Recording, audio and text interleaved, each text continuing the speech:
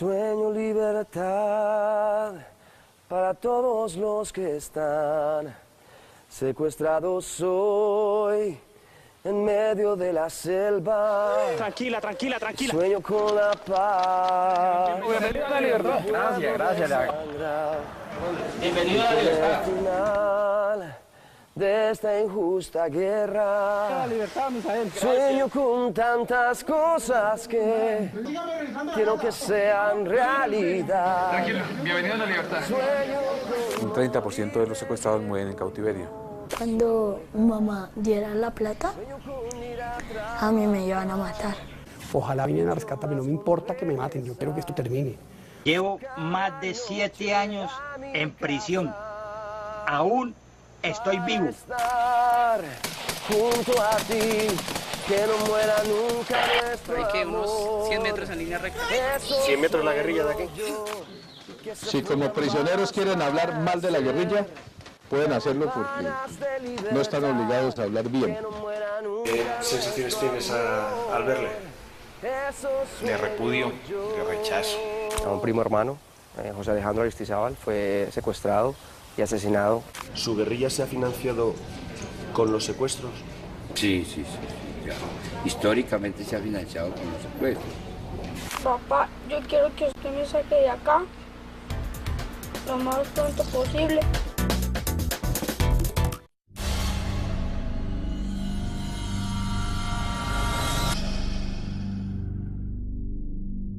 Bienvenido a la libertad. Esa es la primera frase que escucha cualquier secuestrado colombiano cuando es liberado por las fuerzas de seguridad. Desafortunadamente quedan todavía muchas bienvenidas que dar.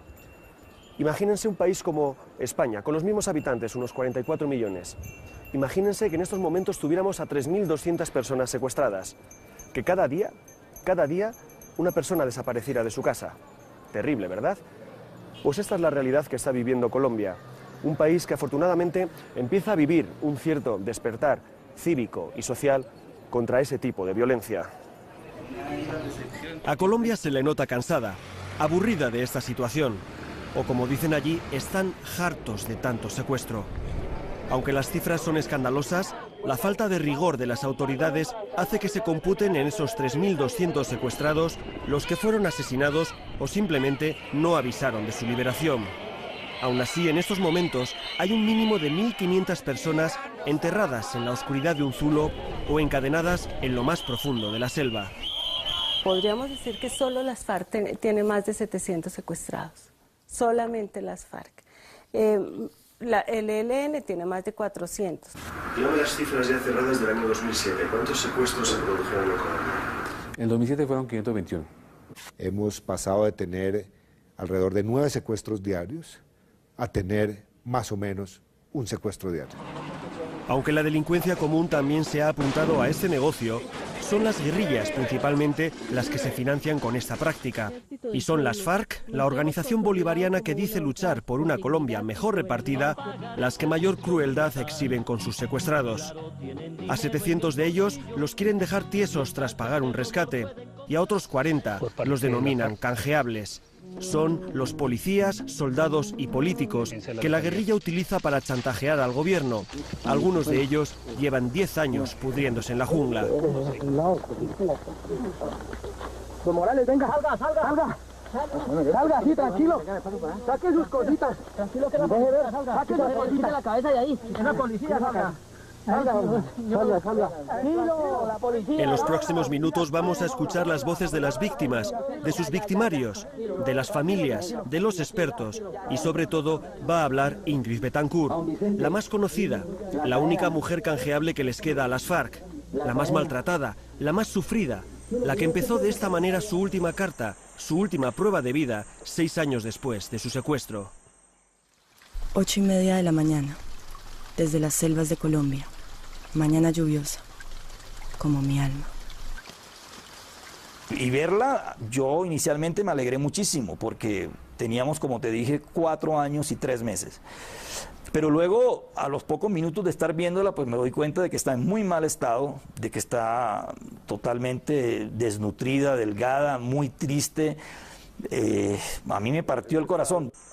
La imagen doliente de la ex candidata presidencial partió el corazón de cualquier persona de bien. Uno de los autores intelectuales de su sufrimiento, el recientemente fallecido número 2 de las FARC, Raúl Reyes, escribía en su ordenador: «Esta señora es de temperamento volcánico, es grosera y provocadora con los guerrilleros que la cuidan, y como sabe de imagen y semiología, lo utiliza para impactar contra las FARC. Hay que ser miserable para escribir que alguien se ha degradado a propósito después de 6 años de secuestro solo para dar pena en cámara». O sea, en la selva se puede morir muy fácil de una enfermedad, bueno, en el estado como salió en ese video tan delgada, tan flaca, la coge una enfermedad y la mata. Se percibe el vacío en casa de Ingrid, la presencia abrumadora de su ausencia. La casa es como ella, audaz y moderna en la decoración, con todo el salón forrado en pan de oro. Una bandera de Colombia, descolorida y triste como la propia Ingrid, vigila todos los días el atardecer sobre Bogotá, en ese ático de donde salió una tarde de hace 6 años. Todas las noches lo hacíamos, todas las noches. Esa es la ropa de ella tal cual como ella la dejó, esa es toda su ropa. Mira, yo tengo el cepillo de diente que ella dejó, mira, este es su cepillo de diente, mira. Este cepillo de diente tiene 6 años, aquí lo dejó. Juan Carlos extiende sobre la cama de matrimonio todas las fotos de su esposa, desde las que le han mandado antiguos compañeros del colegio de Francia en el que estudió, Estaba chiquita en Francia, mira, a las que muestran su felicidad de recién casados en la Polinesia, donde la tradición obliga a tatuarse un símbolo que una para siempre a la pareja. Y nosotros escogimos la tortuga, porque la tortuga era, como vive muchos años, la tortuga era amor eterno, que iba una relación duradera. Y ella tiene media tortuga acá y yo tengo la otra media acá. Y cuando ella pone el pie izquierdo de ella al lado de mi pie derecho, así se arma la tortuga. Ahora la vida de Juan Carlos gira en torno al tiempo, a los millones de minutos de soledad que ha paladeado en ese salón, el mismo donde se casaron en una ceremonia civil. Aquí pasa las horas ideando nuevas fórmulas para que la sociedad no olvide a su mujer. Las pasadas Navidades se le ocurrió lanzar a la selva miles de fotografías de sus hijos para intentar que alguna cayera en el campamento de Ingrid. Y esta foto yo la tengo tatuada aquí en el brazo, esta. Este publicista, que diseñó la campaña electoral de Ingrid, se resiste a mostrar a la cámara el tatuaje, como si quisiera, en estos momentos de obligada exposición pública de su tragedia, guardar un pequeño tesoro de intimidades. En su última carta le decía: ponte en paz contigo mismo, ponte en paz conmigo, que nos merecemos una segunda oportunidad. Yo sé que la vamos a tener, pero también soy consciente que de pronto, no sé, si que yo le apuesto a que sí va a funcionar, pero soy consciente que de pronto puede que seamos dos personas diferentes las que nos estemos encontrando y que la cosa no funcione. Eso será lo que ella diga. Cuando yo llegue a la presidencia, a mí no me va a temblar la mano para reventarlos a ustedes. La campaña que Leconte diseñó para Betancourt rompió moldes en Colombia. Repartían preservativos para protegerse contra la corrupción o pastillas de Viagra para revitalizar al país. 10 días antes de su secuestro, Ingrid estuvo reunida con la cúpula de las FARC. Fue el último intento de varios políticos para salvar el proceso de paz. Yo entiendo que es muy difícil lograr consensos para la paz. Es mucho más fácil lograr consensos para la guerra. Yo lo tengo claro.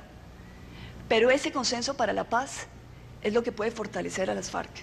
El consenso para la guerra va a reventar a Colombia. Faltaban solamente 2 semanas para que todos estos comandantes, que escuchaban atentamente las propuestas de Betancourt, ordenaran su propio secuestro.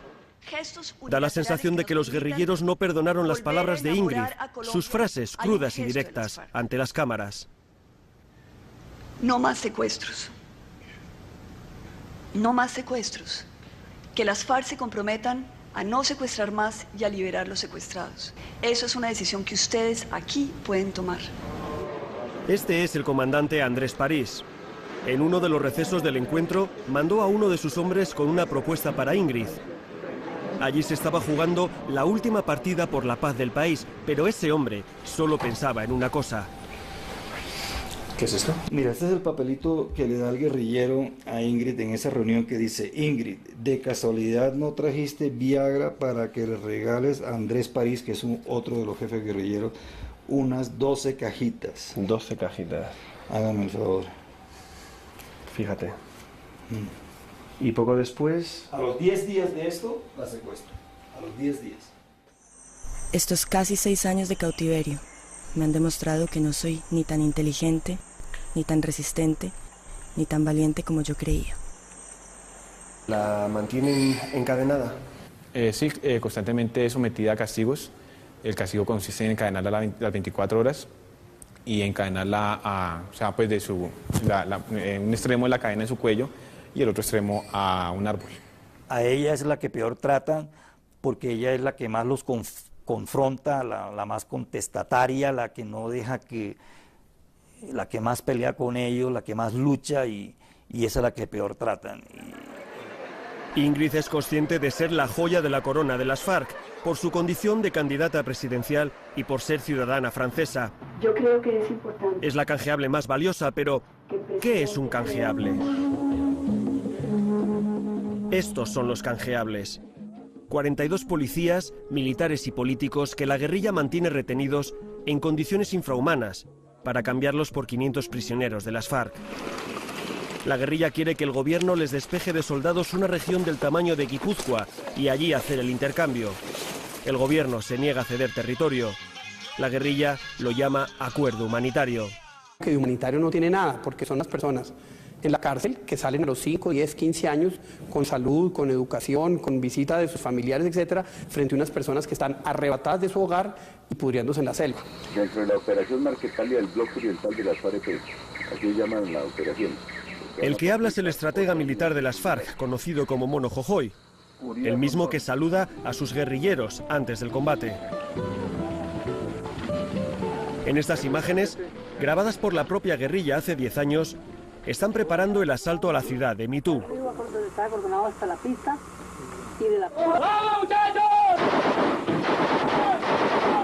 Entonces, la guerrilla estaba fuerte.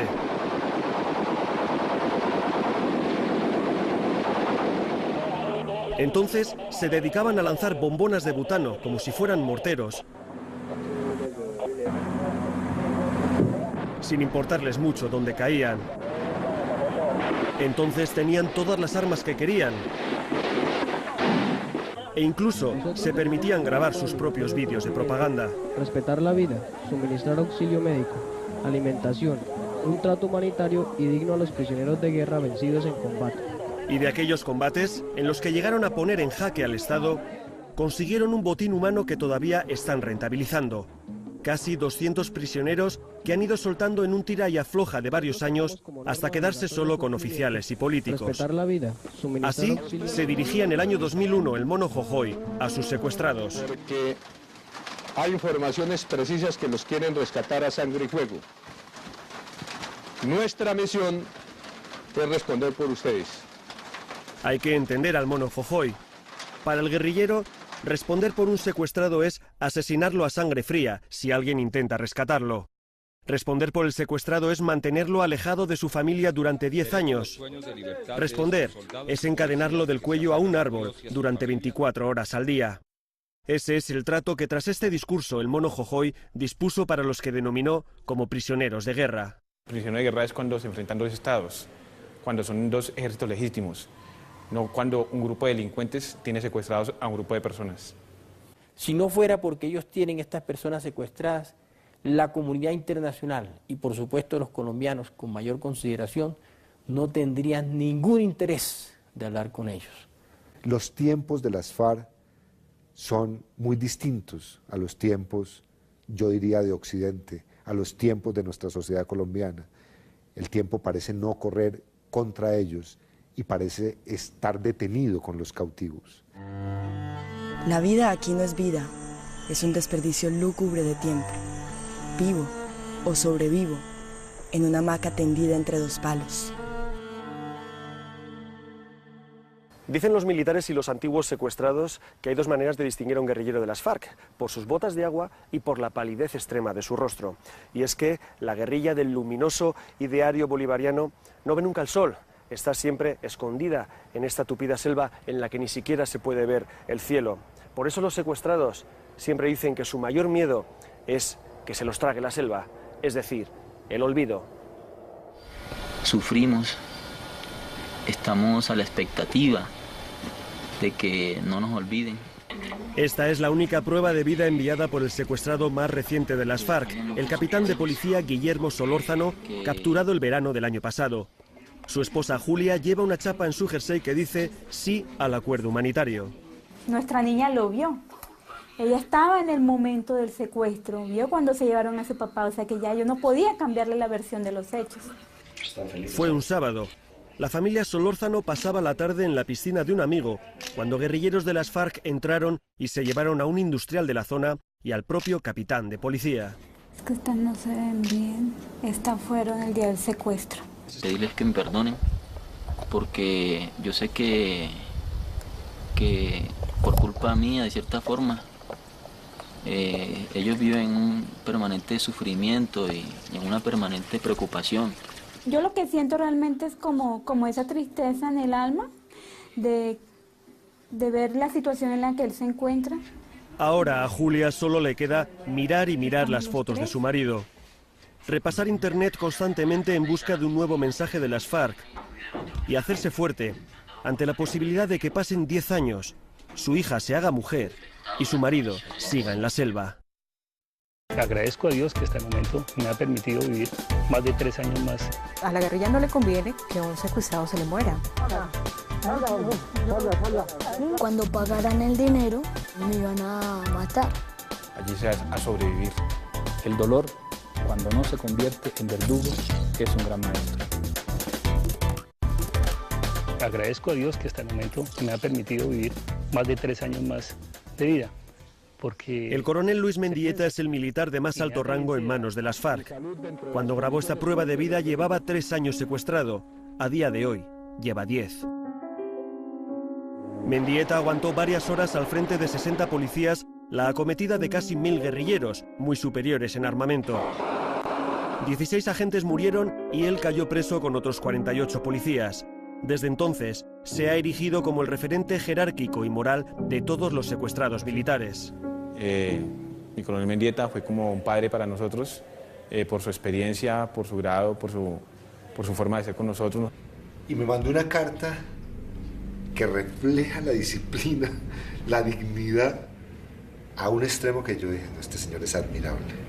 El general Óscar Naranjo es el máximo responsable de la policía y por tanto también de los agentes retenidos en la selva. Hace 20 años vino a España a recibir un curso sobre secuestros y acabó él dando las clases. Nos enseña una nota personal mandada por su viejo amigo Luis Mendieta. De lado a lado, ¿no? Sí. Tratando de aprovechar el papel. Señor brigadier general, y eso que, como dice usted, él sí debería ser incluso superior que usted. Claro, ha podido decirme Óscar, porque además me conoce, viene a decirme Óscar, me alegro que sea el director, no. Me dirige una carta y dice, me permito expresarle un cordial saludo desde nuestro sitio de cautiverio. ¿Sabes qué me impacta de Luis? Que no se queja. Si tú te sientas a leer toda la correspondencia de él, en ningún momento, o sea, reniega, en ningún momento le echa la culpa a alguien. Lo tienen guardado en otra parte. El hogar de los Mendieta huele a cartas húmedas, recién llegadas de la selva.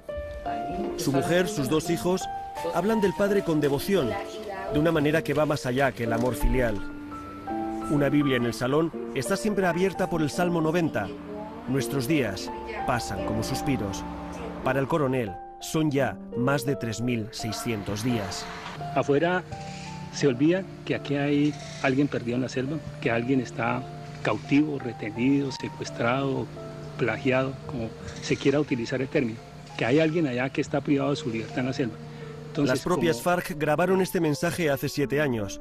Desde entonces el precio político por su liberación ha subido mucho. Mendieta ha logrado mandar centenares de cartas a su mujer y sus 2 hijos, hijos a los que dejó como niños, pero que hoy ya son licenciados universitarios y que conocen a su padre a través de estas cuartillas garabateadas hasta el último milímetro. Son estas. Entonces, a decirle a todos el olor característico. ¿A qué? Característico. Dice uno a selva, pero a veces que es como el olor de la maldad. De la maldad. Estaba selvado arriba. Mientras este equipo de televisión se encontraba en casa de los Mendieta, una llamada de teléfono alteró toda la grabación. Las FARC anuncian la liberación de otros 3 rehenes. ¿Y quiénes son? ¿Quiénes son? Pérez y Gloria. ¿Y quién más? María Teresa se lanza por el teléfono. Quiere saber si su marido está entre los liberados. A CMI mandó comunicado a la FARC. ¿Y quién lo firma? ¿El secretariado o...? Los reporteros dejan de existir para esta familia. Se conectan todas las televisiones y radios de la casa. Se llama por los móviles. Se busca el comunicado en internet. La noticia a primera hora. Primicia.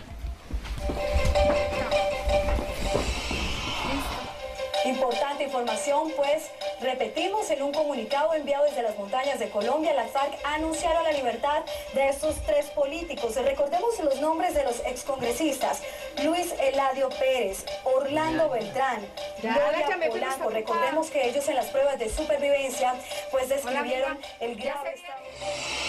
Listo. Bueno, ya. Bueno. Alegría, pero tristeza también. No, alegría. Solo. Porque es que cada vez que vienen alguien de ellos, pues se ve más cerca que el nuestro llegue. ¿Ya? Seguro que el secuestrado Mendieta se siente muy orgulloso de su familia. Nunca han dejado de escribirle o enviarle vídeos como este, aunque las FARC lo hayan aprovechado para sus propias operaciones de propaganda. Quisiera verte, quisiera hablarte. Vamos a pensar como un secuestrado. Pienso en mi familia. Incorrecto. Voy a pensar en el país. Voy a pensar quién es el malo. Jamás piensan eso.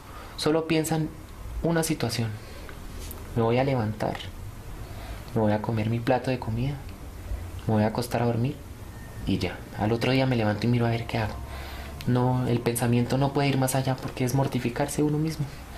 Todos los sábados del año, la familia Mendieta y muchas otras realizan la misma liturgia: escribir la carta que van a mandar a sus secuestrados a través de la radio. Yo le escribo siempre así.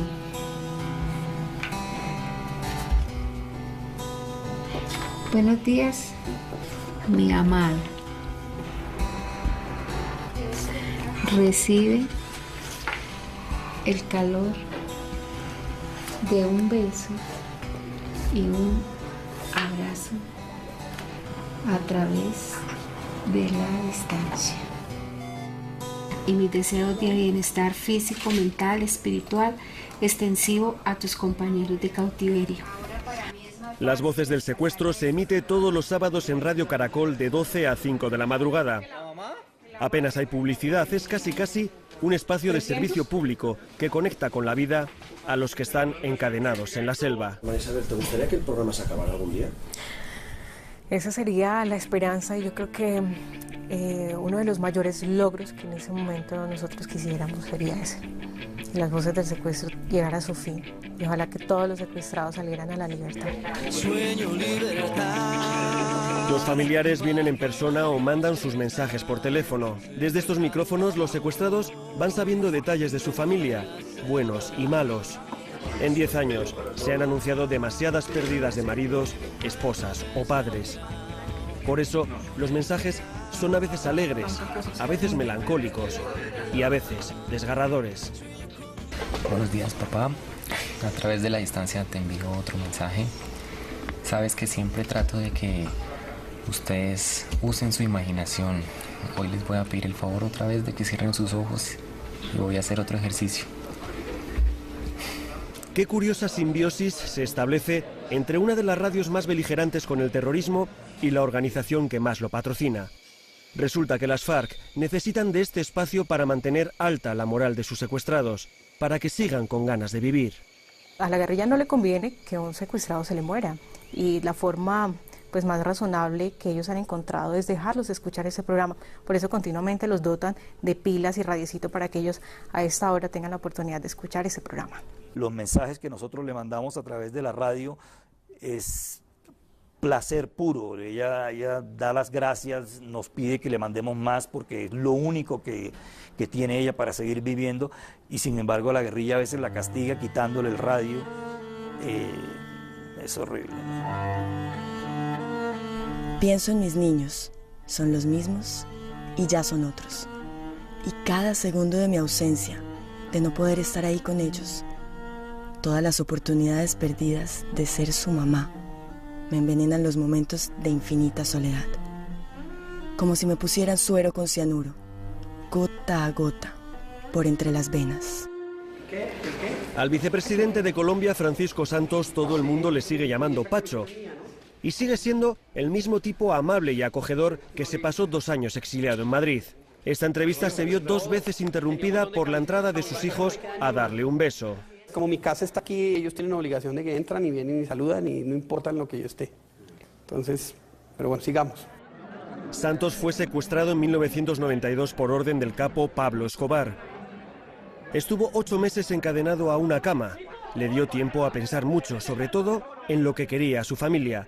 Sus hijos cumplen a rajatabla esa orden de vicepresidencia de gobierno porque saben que viene de un padre que estuvo a punto de no volver a verlos. Porque finalmente un secuestro es uno se acuesta esa noche y no sabe si esa va a ser su última noche. Se despierta y al día siguiente no sabe si va a ser su último día. ¡La policía, salga! Su condición de antigua víctima hace que Santos sea especialmente sensible al secuestro. Por eso de su gabinete dependen casi todos los programas de ayuda a las víctimas. El vicepresidente, que aún saca tiempo para leer todo lo que se acumula encima de su mesa, quiere acabar este año 2008 con solo 200 secuestros. Sí, muchos, pero cuando tú tenías 3.000, cuando era tan masivo, eso era ya un sentimiento de paranoia colectiva. Tengo que decir con mucho pesar que se dan casos todavía de secuestro de niños, que es tal vez la conducta más aberrante del secuestro. Aunque parezca una declaración interesada de un mando policial, el episodio de la liberación de Clara Rojas, la secuestrada que había tenido un hijo con un guerrillero y a la que separaron de su bebé durante 2 años, ratifica el poco aprecio de las FARC con la vida o los sentimientos humanos. Pronto lleguen. Como escribe Ingrid, no hay probablemente sensación más desoladora que arrancar a alguien de sus hijos.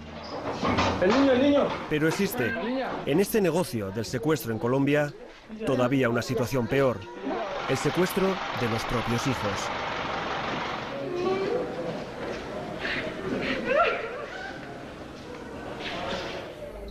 Este es Steven Paladines, 9 años. Y este es Steven Paladines con 7, en el momento de ser liberado por la policía. Este crío se pasó 19 días secuestrado en medio de la selva, desnutrido, maltratado y arrasado por los mosquitos. La primera llamada que me hicieron fue esa: no se preocupe, que yo tengo su hijo y está bien, pero necesito una plata. Mañana hablamos, espero una llamada mañana a tales horas. En el momento que ellos me llamaban, yo sentía morirme. Steven nos enseña su habitación, sus juguetes, sus mascotas, todo normal. Este es mi cuarto. Mira, pero hay en su mirada, en sus reflexiones de pequeño adulto atormentado, el trauma de una niñez robada. Él me dijo que cuando pagaran el dinero, ellos me iban a matar. Entonces, pues ahí me empecé a preocupar más. Su madre dice que ya no es el mismo. Tiene pesadillas por las noches. Teme que vuelvan a por él. Se ha vuelto respondón y contestatario. Sigue siendo cariñoso, sí, pero no es el mismo. ¿Esta cuál es? Ahí está todo. ¿Lo vemos? María Estela ha pedido a los periodistas que le traigan el vídeo del rescate de su hijo. Ella no lo ha visto y cree que ya está preparada. Hasta ahora es la primera vez que lo estoy viendo. Me parece terrible, Dios mío. Empezó la balacera, sentí muchísimo miedo.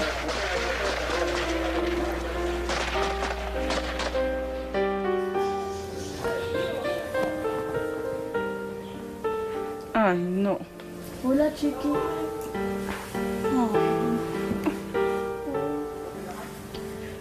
Ay, no. ¿Cómo te llamas? Papi, está horrible. Igual que toda la vida.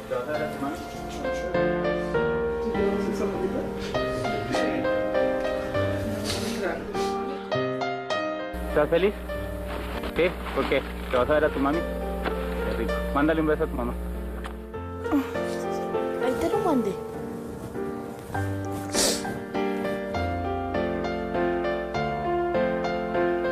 Como salió el niño allá de ese cambuche, como lo cogieron, como lo tenían picado, picoteado, todo. Mira cómo lo sacaron de ahí. Pensé en escaparme y empecé a decir, me escapo, me mata.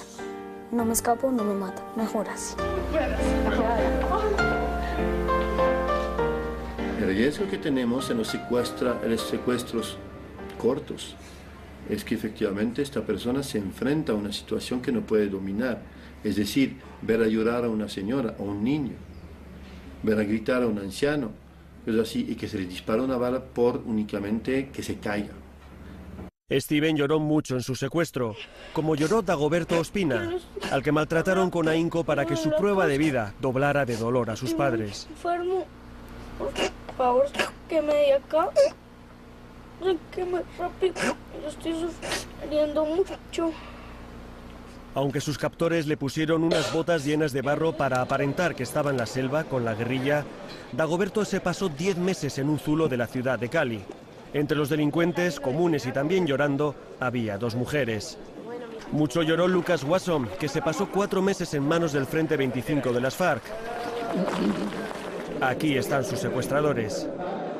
Y sobre todo, mucho y para nada, lloró Andrés Felipe Pérez, un crío con cáncer terminal cuyo padre había sido secuestrado también por las FARC. Y a los señores de la FARC quisiera decirles que quisiera ver a mi papá antes de entrar al quirófano. Andrés escribió cartas a todo el mundo, incluidos los reyes de España, para que intercedieran ante las FARC.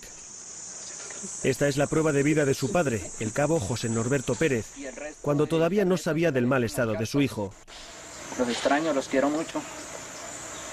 Y a ti especialmente, a mi hijo Andrés Felipe. 2 años después de esta prueba de vida, Andrés Felipe murió. Agonizó lentamente, el cáncer comiéndoselo por dentro y la miseria humana desgastándolo por fuera. Para mi madre Soledad Ruiz también. Las FARC no cedieron. Al conocer la noticia, el cabo Norberto se volvió loco de dolor e intentó fugarse a la desesperada. Las FARC entregaron su cadáver con varios tiros a la espalda. Estoy cansada de sufrir, de decirme mentiras a mí misma, de que pronto esto va a terminar y ver que cada día es igual de infierno que el anterior. Yo, estando secuestrado, pensaba, ¿qué es esto del secuestro? Y yo llegué a la conclusión de que el secuestro es una cadena continua de frustraciones, porque tú como secuestrado no puedes hacer nada de lo que deseas hacer. Pacho Santos no es el único miembro del gabinete del presidente Uribe en haber sufrido el azote del secuestro. Probablemente el ministro de Asuntos Exteriores, Fernando Araujo, sigue siendo más conocido por su condición de exsecuestrado que se les fugó a las FARC que por la de canciller. Lo hice porque lo había pensado muchas veces y porque estuve esperando ese instante muchas veces, porque había podido construir a lo largo de los 6 años de mi secuestro un plan y lo que necesitaba era el momento, la ocasión para ponerlo en práctica. Araujo estuvo 6 años esperando el momento adecuado de su fuga, la noche de fin de año, cuando los guerrilleros beben más de la cuenta y se pueden quedar dormidos. Araujo esperó pacientemente 6 nocheviejas. Fue rescatado tras 5 días escondido en la selva, delgado, demacrado. En estas imágenes no sabía que se convertiría en el principal embajador de su país y de su tragedia. ¿Cómo se aguanta 6 años, 10 años en medio de la selva? ¿Cómo se resiste? ¿Qué mecanismos activa nuestra mente para no volvernos locos y mantener la dignidad? El secuestrado vive diferentes etapas. Una primera etapa de negación, donde se resiste a entender que está sometido a una situación de secuestro. Lucía Nieto es psicóloga de la Fundación País Libre, la institución que más y mejor está trabajando para ayudar a las víctimas del secuestro. Lleva años estudiando todos los traumas derivados de estas situaciones. La segunda etapa sería la de darse cuenta de que el secuestro va para largo. Y entra en una profunda tristeza y en muchos casos en un proceso depresivo. Me acuerdo que uno de los muchachos que me tenían secuestrado me definió un secuestro como, no vi una definición ahora, me decía, eso es como un funeral sin muerto. Y una vez que es capaz de sobrepasar esta etapa, de angustia, de dolor, hay un proceso de adaptación. Entendí que la prudencia era parte esencial de mi supervivencia. Y una cuarta etapa, que es aquella donde es capaz de trascender del sufrimiento y del dolor y busca un significado a eso que está viviendo. Allí no se va a meditar, allí se va a ser obligado, allí se va a sobrevivir. El subteniente Frank Pinchao no para de reír y lo hace de manera compulsiva, como si quisiera recuperarse de los 9 años de miseria y alambradas que le regalaron las FARC. Desde que logró escapar es un héroe nacional, va con 4 escoltas, ha escrito un libro y sale de juerga todas las noches que puede, porque las FARC le robaron casi 500 sábados. ¿Llegaste a hacer amistad con alguno de ellos? No, en absoluto. Es imposible hacer amistad con aquel que uno sabe que le va a quitar la vida. Este es el subteniente Pinchao de 25 años, capturado por la guerrilla en 1998. Y este, el escuálido rehén de 34 que logró fugarse después de una odisea de 15 días a través de ríos, pantanos y selvas. Y esto es el encuentro fraternal de 2 hombres todavía muy delgados que compartieron penurias y humillaciones. A mí me amarraron fue el día que me secuestraron. Me amarraron aquí. Les infunden que prácticamente que todo se soluciona con la muerte, que todo se soluciona con violencia. Entonces hacen de ellos su cultura. Y en la mayoría de los casos conocí muchachos jóvenes, ignorantes, metidos en un ambiente que nunca sospecharon que iba a ser así, pero víctimas de un proceso de adoctrinamiento que realmente los ha llevado a convertirse en asesinos, en psicópatas. Tenemos casos, testimonios de secuestrados que nos dicen que muy a pesar de que su captor, el secuestrador, permaneció con él 2 o 3 años, nunca dio la oportunidad para establecer una relación cercana y personal. Esta es una selva muy tupida. Difícilmente entran los rayos del sol, pero es desierta en afecto, solidaridad, ternura. Las FARC, durante mucho tiempo la guerrilla marxista más antigua del mundo, es desde hace unos años el cártel de droga más poderoso de Colombia. Todavía con unos 15.000 guerrilleros, pretende la toma del poder por las armas para supuestamente redistribuir mejor la riqueza y acabar con las desigualdades. Pero sus métodos de secuestro, sus errores estratégicos, la dependencia de la cocaína para su financiación, las han convertido en una narcoguerrilla en retirada. Cuando todavía se sentían fuertes, llegaron a grabar vídeos en los que aparecían como un ejército disciplinado. De entonces son estas palabras del líder militar, el Mono Jojoy, a sus secuestrados. Si como prisioneros quieren hablar mal de la guerrilla, pueden hacerlo porque no están obligados a hablar bien. Les pido prudencia en lo que digan. Hay 13 modalidades para dejar fuera de combate a un terrorista de estos. Son los muertos en combate mediante operaciones y mediante misiones tácticas, los capturados plenamente judicializados y los desmovilizados, aquellos que han tenido la voluntad de abandonar. 8.500 guerrilleros han desertado de las FARC desde el 2002. Los beneficios penales, la posibilidad de un trabajo remunerado y la vista gorda del Estado en una cuestionable política de reinserción están diezmando las filas guerrilleras. Las FARC están en recesión. Ya lo dijo Mao, si una guerrilla no combate, desaparece, y las FARC parecen estar en ese proceso histórico. que nos encontramos en este momento en el fin del fin, después de más de 40 años de lucha. ¿Por qué se desmovilizó? Por la mucha, aguantando hambre, sufriendo. No encontrar ningún sentido a eso. ¿Por qué colabora con su antiguo enemigo? Pues porque ya vi las cosas que aquí no eran como ya las decían. Ya estoy diferente ya aquí y me siento más seguro de la vida mía. Este hombre, antiguo miembro del Frente Tercero de las FARC, es lo que en el ejército llaman un orientador geográfico. Él lleva a los soldados a las veredas por donde se movían los guerrilleros, a sus corredores de seguridad y sus campamentos, o les advierte de los campos minados. Orientador geográfico es un eufemismo de desertor que se ha pasado al otro bando. Pero hay muchos, lo cual indica la escasa formación ideológica de los actuales guerrilleros.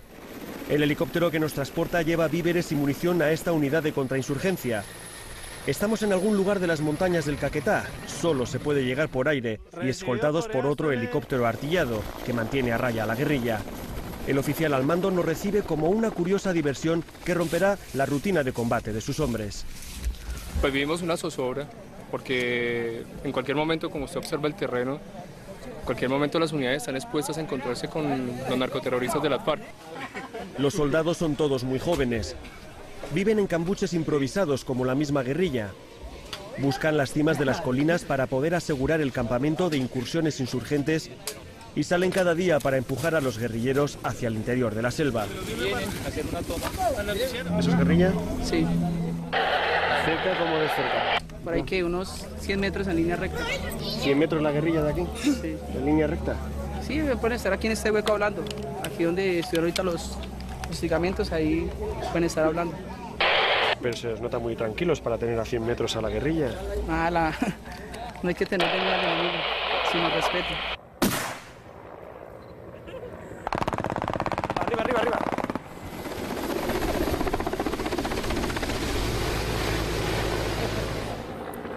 Ellos son subversivos, la cual están haciendo un perjuicio al país, mientras que nosotros estamos haciendo un bien para el país. Ellos son los buenos y los otros los malos. Discurso básico, en blanco y negro, necesario para la guerra y para legitimarla. Aquí no se habla de programas políticos, sino de conseguir positivos, una rebuscada manera de hablar de enemigos abatidos. El lema súper de nosotros es localizar y destruir.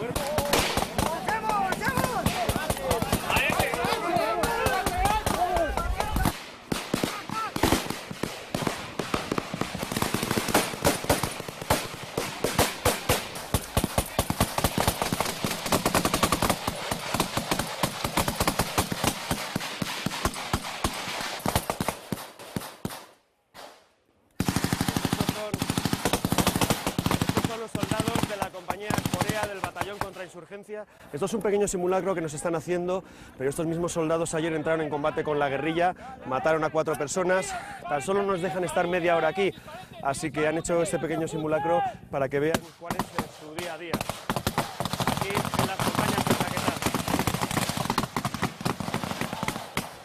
Aquí nada es propio, nada dura. La incertidumbre y la precariedad son la única constante. En cualquier momento dan la orden de empacar y duerme uno en cualquier hueco. La regla más básica de la guerra de guerrillas es la movilidad. Que el enemigo no localice nunca sus campamentos. Moverse constantemente como un pequeño ejército de hormigas por la selva. Cuando hay que empacar, como dice Ingrid, los secuestrados son encadenados el uno al otro y avanzan penosamente tras los guerrilleros. ¿Qué me puedes decir de cómo es la vida de un secuestrado de la guerrilla de las FARC? Pues es lamentable, es dura porque uno saber que lo tienen ahí amarrado y no, que saber que a cualquier movimiento, a cualquier momentico se le da fusilamiento. Joao se pasó 6 años en la guerrilla hasta que escapó harto del maltrato y las injusticias. Entró en las FARC, afirma, por ignorancia y se fugó cuando le obligaron a matar a un supuesto chivato. Ahí sí no me sentí capaz porque eso, para mí eso no era ser uno valiente, pronto que era una persona y matarlo amarrado como era la instrucción que tocaba con esa persona, ir a cogerlo y matarlo amarrado, ¿cierto? Ahora Joao vive en el cuartel de la policía de Florencia y se dedica a convencer a otros guerrilleros de que abandonen las armas. Tampoco se siente un traidor, porque como dice, En la selva las cosas te las cuentan de una manera y fuera las ves de otra. En su antigua compañía de las FARC, reconoce, se trafica con cocaína, se extorsionan ganaderos y además... Se secuestra a una persona, se le exigen 30, 40 millones de pesos o si no, pues se legaliza, se mata.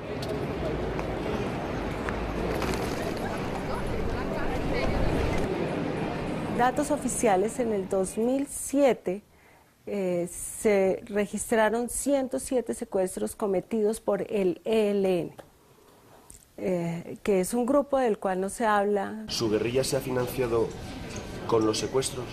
Sí, claro. Históricamente se ha financiado con los secuestros. Acostumbrado a la rutinaria vida de la cárcel durante 14 años y a la austera disciplina de la guerrilla, el histórico comandante Galán nos cita a las 7 de la mañana de un sábado.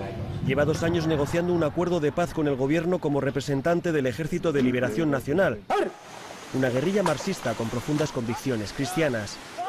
Le pregunto cómo casa el amor al prójimo con secuestrar al prójimo. No calza. No calza. ¿Debo entender entonces que ya no hay ideología de amor al prójimo en la guerrilla? No, puede decir que no calza, ¿no?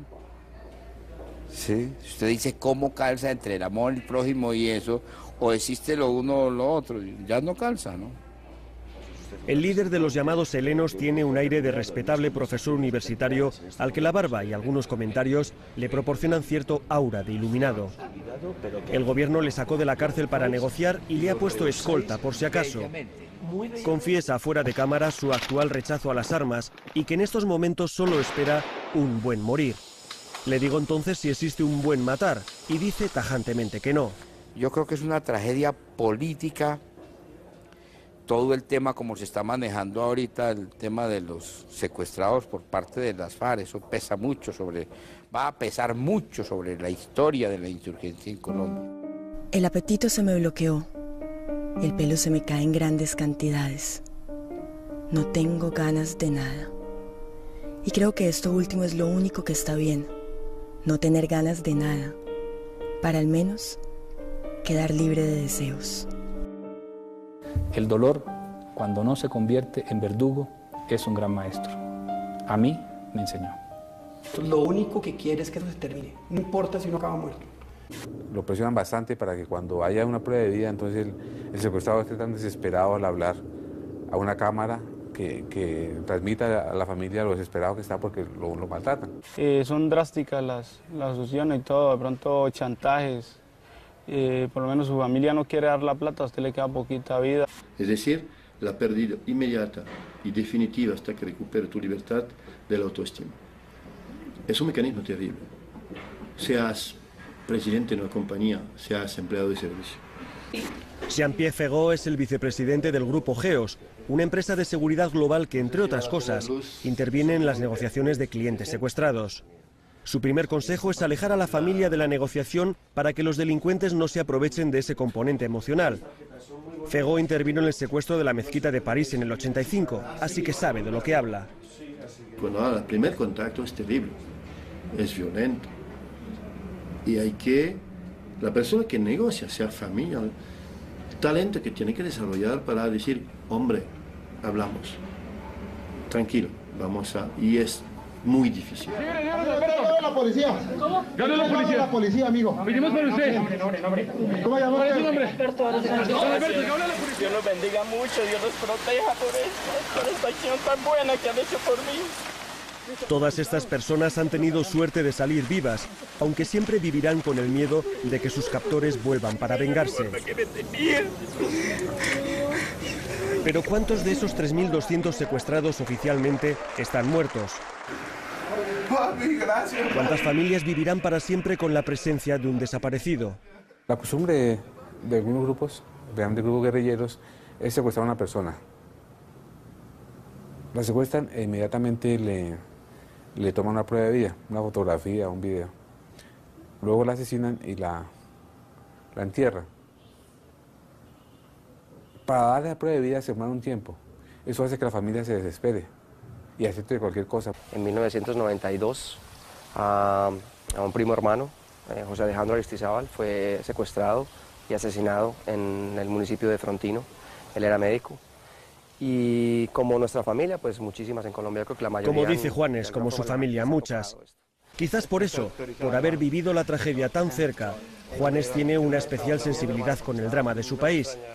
Por eso atendió nuestra llamada, porque siempre está, si es para comprometerse. Yo creo que esa misma cercanía a la muerte quizás nos ha hecho valorar tanto como el sentido de que estamos vivos, el sentido de que cada día despertamos y celebramos eso, ¿no?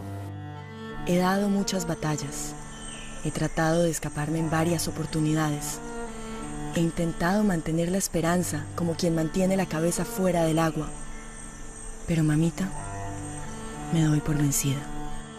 Siempre fui consciente de que en cualquier momento me podían matar, cualquiera de ellos, de manera que fue una relación amable por conveniencia, pero en la cual yo siempre me mantenía muy alerta. Es una relación de poder basada en la capacidad del otro de asesinarlo a uno. Entonces eso ya genera una relación distinta. Pero sí se generan momentos, se generan discusiones, se generan diálogos, se generan relaciones.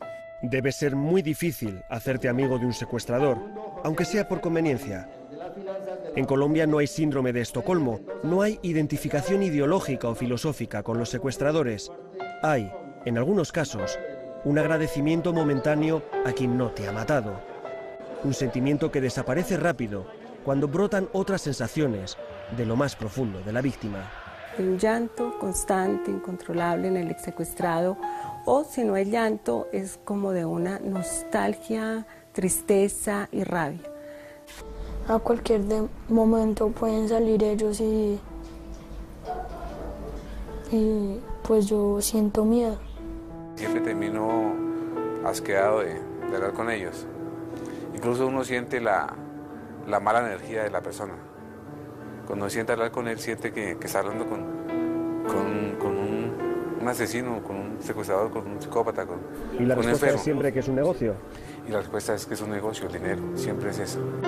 Siempre pienso que ya al final voy a dejar de llorar, que ya cicatrizó. Pero el dolor vuelve y se me echa encima como un perro traicionero. Y vuelvo a sentir que se me despedaza el corazón.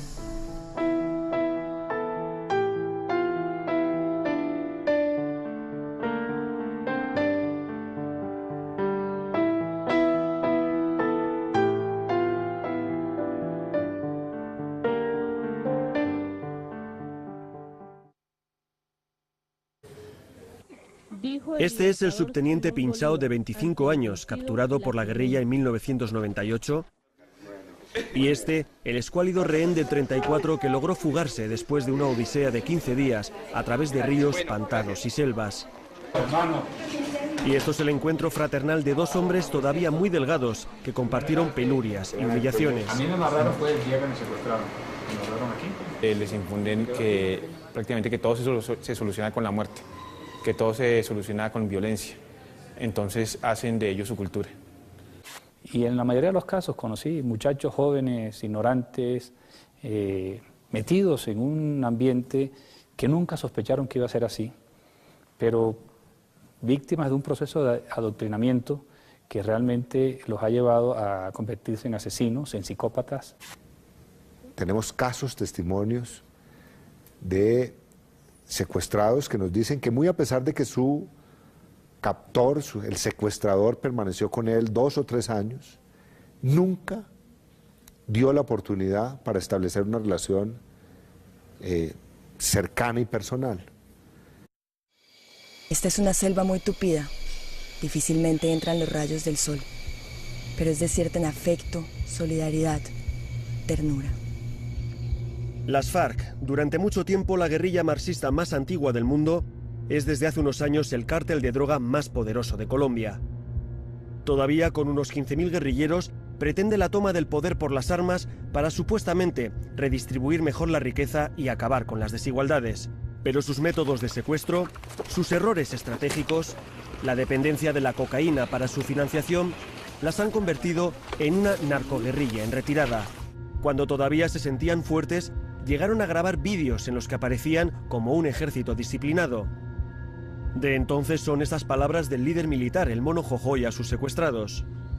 Si como prisioneros quieren hablar mal de la guerrilla, pueden hacerlo porque no están obligados a hablar bien. Les pido prudencia en lo que digan. Hay 13 modalidades para dejar fuera de combate a un terrorista de estos. Son los muertos en combate mediante operaciones y mediante misiones tácticas, los capturados plenamente judicializados y los desmovilizados, aquellos que han tenido la voluntad de abandonar. 8.500 guerrilleros han desertado de las FARC desde el 2002. Los beneficios penales, la posibilidad de un trabajo remunerado y la vista gorda del Estado en una cuestionable política de reinserción están diezmando las filas guerrilleras. Las FARC están en recesión. Ya lo dijo Mao, si una guerrilla no combate, que realmente los ha llevado a convertirse en asesinos, en psicópatas.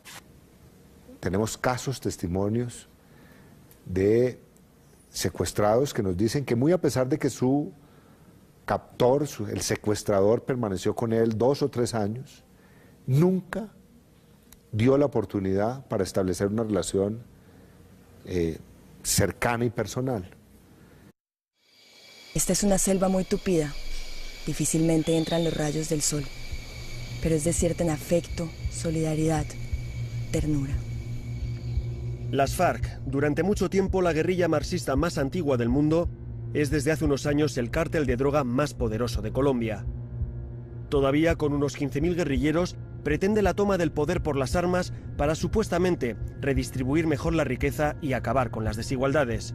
Pero sus métodos de secuestro, sus errores estratégicos, la dependencia de la cocaína para su financiación, las han convertido en una narcoguerrilla en retirada. Cuando todavía se sentían fuertes, llegaron a grabar vídeos en los que aparecían como un ejército disciplinado. De entonces son estas palabras del líder militar, el Mono Jojoy, a sus secuestrados. Si como prisioneros quieren hablar mal de la guerrilla, pueden hacerlo porque no están obligados a hablar bien. Les pido prudencia en lo que digan. Hay 13 modalidades para dejar fuera de combate a un terrorista de estos. Son los muertos en combate mediante operaciones y mediante misiones tácticas, los capturados plenamente judicializados y los desmovilizados, aquellos que han tenido la voluntad de abandonar. 8.500 guerrilleros han desertado de las FARC desde el 2002. Los beneficios penales, la posibilidad de un trabajo remunerado y la vista gorda del Estado en una cuestionable política de reinserción están diezmando las filas guerrilleras. Las FARC están en recesión. Ya lo dijo Mao, si una guerrilla no combate, desaparece, y las FARC parecen estar en ese proceso histórico. Que nos encontramos en este momento en el fin del fin, después de más de 40 años de lucha. ¿Por qué se desmovilizó? Por la mucha, aguantando hambre, sufriendo. No encontrar ningún sentido a eso. ¿Por qué colabora con su antiguo enemigo? Pues porque ya vi las cosas que aquí no eran como ya las decían. Ya estoy diferente ya aquí y me siento más seguro de la vida mía. Este hombre, antiguo miembro del Frente Tercero de las FARC, es lo que en el ejército llaman un orientador geográfico. Él lleva a los soldados a las veredas por donde se movían los guerrilleros, a sus corredores de infrahumanas, para cambiarlos por 500 prisioneros de las FARC. La guerrilla quiere que el gobierno les despeje de soldados una región del tamaño de Guipúzcoa y allí hacer el intercambio. El gobierno se niega a ceder territorio. La guerrilla lo llama acuerdo humanitario. Que de humanitario no tiene nada, porque son las personas en la cárcel que salen a los 5, 10, 15 años con salud, con educación, con visita de sus familiares, etcétera, frente a unas personas que están arrebatadas de su hogar y pudriéndose en la selva. Dentro de la operación Marquetalia del bloque oriental de las FARC, así llaman la operación. El que habla es el estratega militar de las FARC, conocido como Mono Jojoy, el mismo que saluda a sus guerrilleros antes del combate. En estas imágenes, grabadas por la propia guerrilla hace 10 años, están preparando el asalto a la ciudad de Mitú.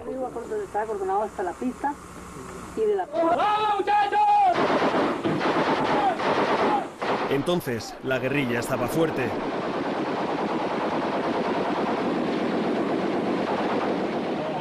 Entonces, se dedicaban a lanzar bombonas de butano como si fueran morteros. sin importarles mucho dónde caían. Entonces tenían todas las armas que querían. E incluso se permitían grabar sus propios vídeos de propaganda. Respetar la vida, suministrar auxilio médico, alimentación, un trato humanitario y digno a los prisioneros de guerra vencidos en combate. Y de aquellos combates, en los que llegaron a poner en jaque al Estado, consiguieron un botín humano que todavía están rentabilizando. Casi 200 prisioneros que han ido soltando en un tira y afloja de varios años hasta quedarse solo con oficiales y políticos. Respetar la vida, Así se dirigía en el año 2001 el Mono Jojoy a sus secuestrados. Porque hay informaciones precisas que los quieren rescatar a sangre y fuego. Nuestra misión es responder por ustedes. Hay que entender al Mono Jojoy. Para el guerrillero, responder por un secuestrado es asesinarlo a sangre fría si alguien intenta rescatarlo. Responder por el secuestrado es mantenerlo alejado de su familia durante 10 años.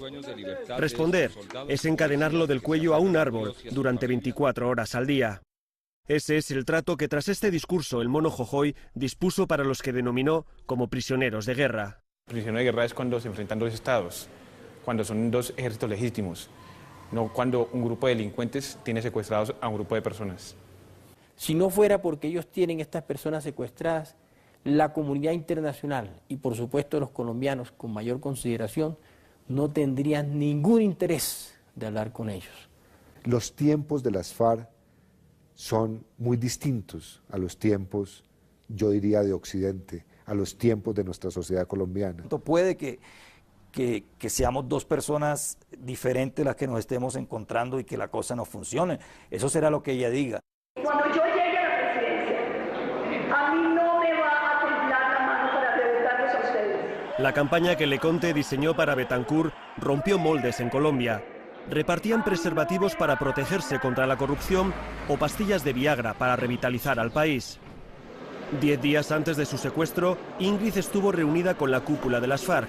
Fue el último intento de varios políticos para salvar el proceso de paz. Yo entiendo que es muy difícil lograr consensos para la paz. Es mucho más fácil lograr consensos para la guerra. Yo lo tengo claro. Pero ese consenso para la paz es lo que puede fortalecer a las FARC. El consenso para la guerra va a reventar a Colombia. Faltaban solamente 2 semanas para que todos estos comandantes, que escuchaban atentamente las propuestas de Betancur, ordenaran su propio secuestro. Da la sensación de que los guerrilleros no perdonaron las palabras de Ingrid, sus frases crudas y directas ante las cámaras. No más secuestros. No más secuestros. Que las FARC se comprometan a no secuestrar más y a liberar los secuestrados. Eso es una decisión que ustedes aquí pueden tomar. Este es el comandante Andrés París. En uno de los recesos del encuentro, mandó a uno de sus hombres con una propuesta para Ingrid. Allí se estaba jugando la última partida por la paz del país, pero ese hombre solo pensaba en una cosa. ¿Qué es esto? Mira, este es el papelito que le da el guerrillero a Ingrid en esa reunión que dice: Ingrid, de casualidad no trajiste Viagra para que le regales a Andrés París, que es otro de los jefes guerrilleros, unas 12 cajitas. 12 cajitas. Hágame el favor. Fíjate. Y poco después... A los 10 días de esto, la secuestro. A los 10 días. Estos casi 6 años de cautiverio me han demostrado que no soy ni tan inteligente, ni tan resistente, ni tan valiente como yo creía. ¿La mantienen encadenada? Sí, constantemente sometida a castigos. El castigo consiste en encadenarla las 24 horas y encadenarla en un extremo de la cadena en su cuello y el otro extremo a un árbol. A ella es la que peor tratan porque ella es la que más los confronta, la más contestataria, la que no deja que, la que más pelea con ellos, la que más lucha y esa es la que peor tratan.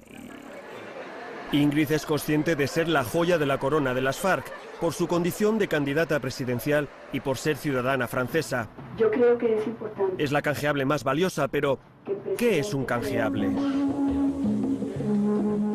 Estos son los canjeables. Felipe murió. Agonizó lentamente, el cáncer comiéndoselo por dentro y la miseria humana desgastándolo por fuera. Para mi madre Soledad Ruiz también. Las FARC no cedieron. Al conocer la noticia, el cabo Norberto se volvió loco de dolor e intentó fugarse a la desesperada. Las FARC entregaron su cadáver con varios tiros a la espalda. Estoy cansada de sufrir, de decirme mentiras a mí misma, de que pronto esto va a terminar y ver que cada día es igual de infierno que el anterior. Yo, estando secuestrado, pensaba, ¿qué es esto del secuestro? Y yo llegué a la conclusión de que el secuestro es una cadena continua de frustraciones, porque tú como secuestrado no puedes hacer nada de lo que deseas hacer. Pacho Santos no es el único miembro del gabinete del presidente Uribe en haber sufrido el azote del secuestro. Probablemente el ministro de Asuntos Exteriores, Fernando Araujo, sigue siendo más conocido por su condición de exsecuestrado que se les fugó a las FARC que por la de canciller. Lo hice porque lo había pensado muchas veces y porque estuve esperando ese instante muchas veces, porque había podido construir a lo largo de los 6 años de mi secuestro un plan y lo que necesitaba era el momento, la ocasión para ponerlo en práctica. Araujo estuvo 6 años esperando el momento adecuado de su fuga, la noche de fin de año, cuando los guerrilleros beben más de la cuenta y se pueden quedar dormidos. Araujo esperó pacientemente 6 nocheviejas.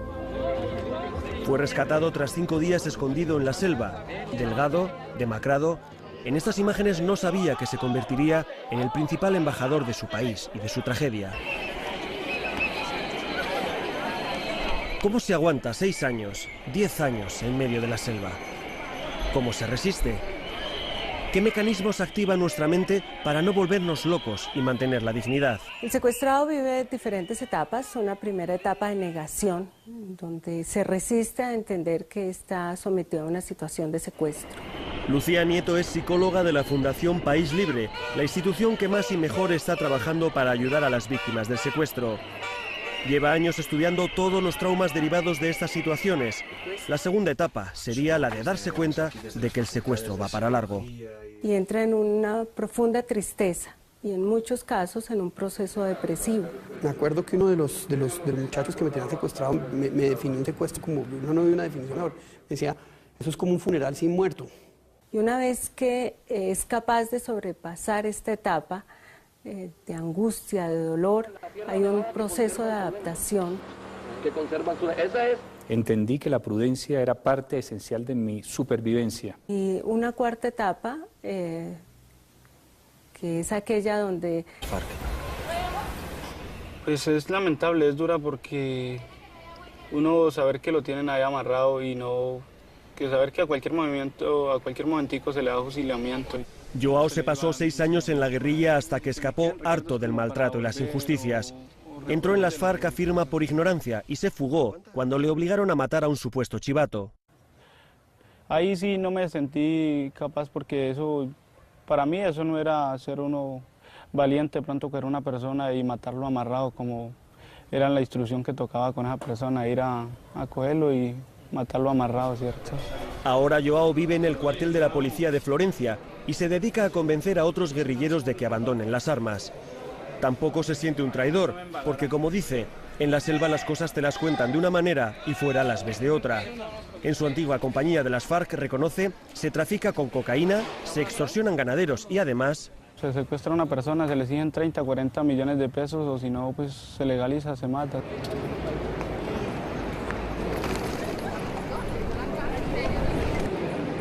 Datos oficiales, en el 2007 se registraron 107 secuestros cometidos por el ELN, que es un grupo del cual no se habla. ¿Su guerrilla se ha financiado con los secuestros? Sí, claro. Históricamente se ha financiado con los secuestros. Acostumbrado a la rutinaria vida de la cárcel durante 14 años y a la austera disciplina de la guerrilla, el histórico comandante Galán nos cita a las 7 de la mañana de un sábado. Lleva 2 años negociando un acuerdo de paz con el gobierno como representante del Ejército de Liberación Nacional, una guerrilla marxista con profundas convicciones cristianas. Le pregunto cómo casa el amor al prójimo con secuestrar al prójimo. No calza. No calza.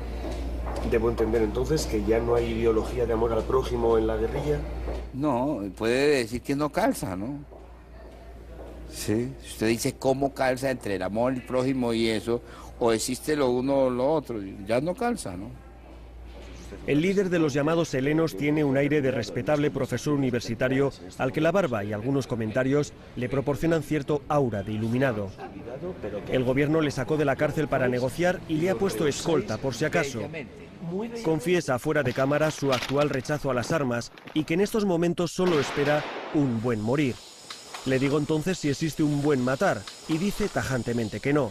Yo creo que es una tragedia política todo el tema como se está manejando ahorita, el tema de los secuestrados por parte de las FARC. Eso pesa mucho va a pesar mucho sobre la historia de la insurgencia en Colombia.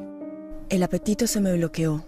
Porque ella es la que más los confronta, la más contestataria, la que no deja que, la que más pelea con ellos, la que más lucha y esa es la que peor tratan.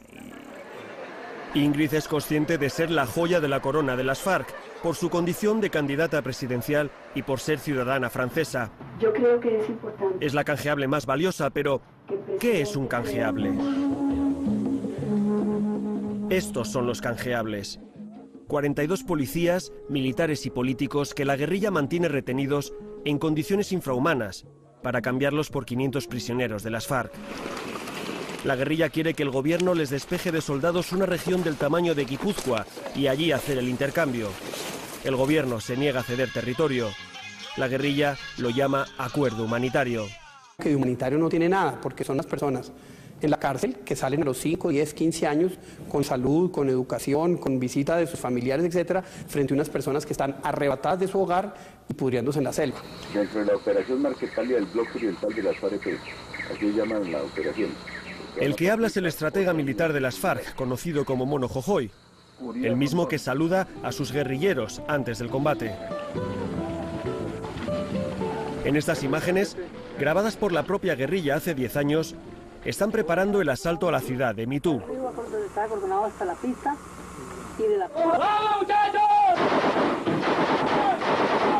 Entonces, la guerrilla estaba fuerte.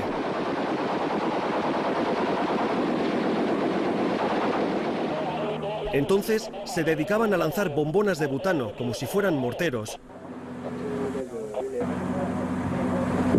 sin importarles mucho dónde caían. Entonces tenían todas las armas que querían e incluso se permitían grabar sus propios vídeos de propaganda. Respetar la vida, suministrar auxilio médico, alimentación, un trato humanitario y digno a los prisioneros de guerra vencidos en combate. Y de aquellos combates, en los que llegaron a poner en jaque al Estado, consiguieron un botín humano que todavía están rentabilizando. Casi 200 prisioneros que han ido soltando en un tira y afloja de varios años hasta quedarse solo con oficiales y políticos. Respetar la vida, así se dirigía en el año 2001 el Mono Jojoy a sus secuestrados. Porque hay informaciones precisas que los quieren rescatar a sangre y fuego. Nuestra misión es responder por ustedes. Hay que entender al Mono Jojoy. Para el guerrillero, responder por un secuestrado es asesinarlo a sangre fría si alguien intenta rescatarlo. Responder por el secuestrado es mantenerlo alejado de su familia durante 10 años. Responder es encadenarlo del cuello a un árbol durante 24 horas al día. Ese es el trato que tras 3.200 personas secuestradas, que cada día, una persona desapareciera de su casa. Terrible, ¿verdad? Pues esta es la realidad que está viviendo Colombia, un país que afortunadamente empieza a vivir un cierto despertar cívico y social contra ese tipo de violencia. A Colombia se le nota cansada, aburrida de esta situación, o como dicen allí, están hartos de tanto secuestro. Aunque las cifras son escandalosas, la falta de rigor de las autoridades hace que se computen en esos 3.200 secuestrados los que fueron asesinados o simplemente no avisaron de su liberación. Aún así, en estos momentos hay un mínimo de 1.500 personas enterradas en la oscuridad de un zulo o encadenadas en lo más profundo de la selva. Podríamos decir que solo las FARC tienen más de 700 secuestrados, solamente las FARC. El ELN tiene más de 400. Llevo las cifras ya cerradas del año 2007. ¿Cuántos secuestros se produjeron en Colombia? En 2007 fueron 521. Hemos pasado de tener alrededor de 9 secuestros diarios a tener más o menos un secuestro diario. Aunque la delincuencia común también se ha apuntado a este negocio, son las guerrillas principalmente las que se financian con esta práctica. Y son las FARC, la organización bolivariana que dice luchar por una Colombia mejor repartida, las que mayor crueldad exhiben con sus secuestrados. A 700 de ellos los quieren dejar tiesos tras pagar un rescate, y a otros 40 los denominan canjeables. Son los policías, soldados y políticos que la guerrilla utiliza para chantajear al gobierno. Algunos de ellos llevan 10 años pudriéndose en la jungla. Don Morales, venga, salga. Salga, sí, tranquilo. Saque sus cositas. Tranquilo que la policía salga. Saque sus cositas. La cabeza de ahí. Es la policía, salga. Salga. En los próximos minutos vamos a escuchar las voces de las víctimas, de sus victimarios, de las familias, de los expertos y sobre todo va a hablar Ingrid Betancourt, la más conocida, la única mujer canjeable que les queda a las FARC, la más maltratada, la más sufrida, la que empezó de esta manera su última carta, su última prueba de vida, 6 años después de su secuestro. 8:30 de la mañana, desde las selvas de Colombia. Mañana lluviosa, como mi alma. Y verla, yo inicialmente me alegré muchísimo, porque teníamos, como te dije, 4 años y 3 meses. Pero luego, a los pocos minutos de estar viéndola, pues me doy cuenta de que está en muy mal estado, de que está totalmente desnutrida, delgada, muy triste. A mí me partió el corazón. La imagen doliente de la excandidata presidencial partió el corazón de cualquier persona de bien. Uno de los autores... Ahí te lo mandé.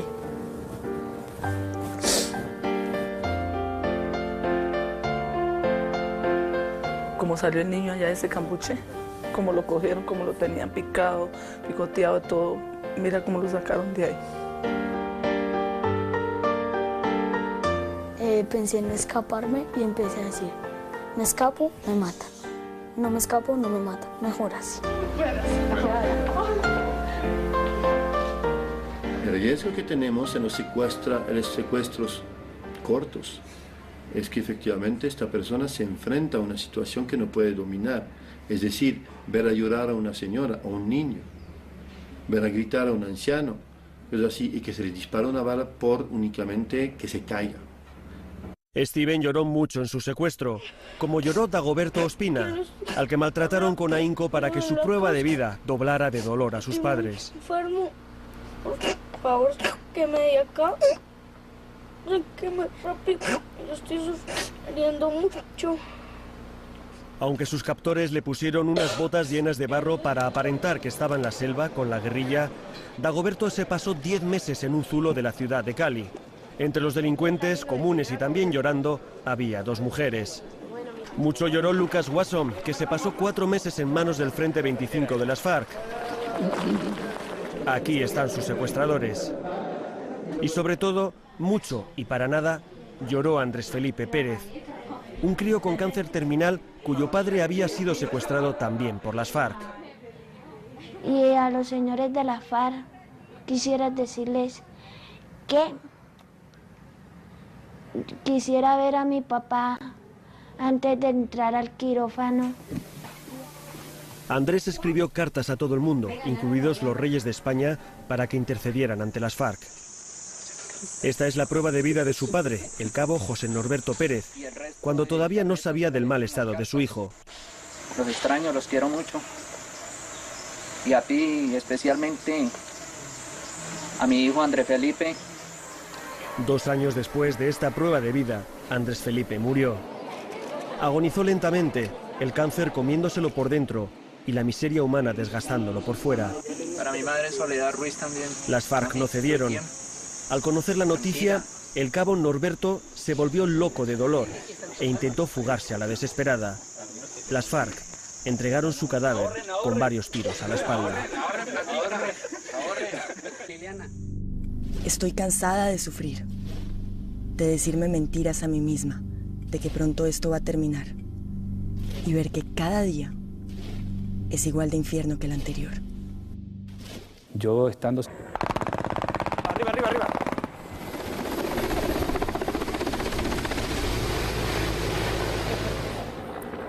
Ellos son subversivos, la cual están haciendo un perjuicio al país, mientras que nosotros estamos haciendo un bien para el país.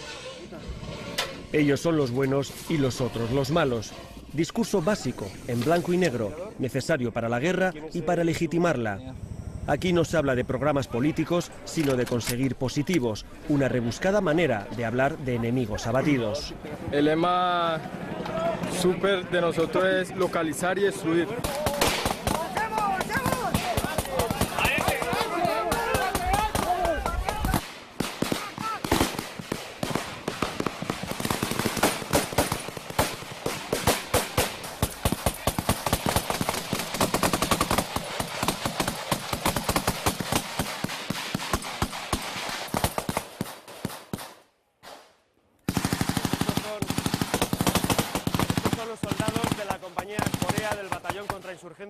Esto es un pequeño simulacro que nos están haciendo, pero estos mismos soldados ayer entraron en combate con la guerrilla, mataron a 4 personas, tan solo nos dejan estar media hora aquí, así que han hecho este pequeño simulacro para que vean cuál es su día a día. Aquí en las montañas de Caquetá. Aquí nada es propio, nada dura. La incertidumbre y la precariedad son la única constante. En cualquier momento dan la orden de empacar y duerme uno en cualquier hueco. La regla más básica de la guerra de guerrillas es la movilidad. Que el enemigo no localice nunca sus campamentos. Moverse constantemente como un pequeño ejército de hormigas por la selva. Cuando hay que empacar, como dice Ingrid, los secuestrados son encadenados el uno al otro y avanzan penosamente tras los guerrilleros. ¿Qué me puedes decir de cómo es la vida de un secuestrado de la guerrilla de las FARC? Pues es lamentable, es dura porque uno saber que lo tienen ahí amarrado y no, que saber que a cualquier movimiento, a cualquier momentico se le da fusilamiento.